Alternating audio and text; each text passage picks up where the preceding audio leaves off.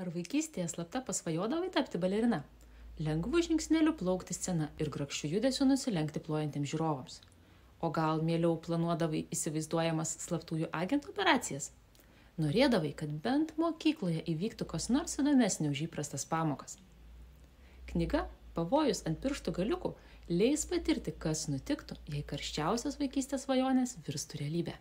Milė garsios balerinos dukra, trokštanti šokti neprasčiau už mamą.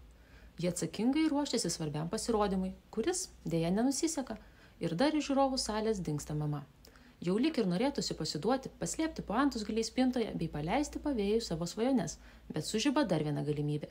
Milė gauna kvietimą mokytis Gulbių namų baleto mokykloje.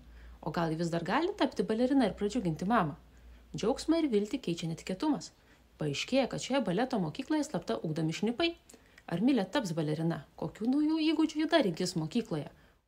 Net jei niekada nesvajoji tapti balerina ar šnipe, nuotaikinga knyga įtrauks į nekasdieniškus nuotykius. Mokys siekti tikslų ir nepasiduoti, net jei ne iš karto pavyksta. Įkvėps drąsos ir išradingumo vytis karščiausias savo svajones.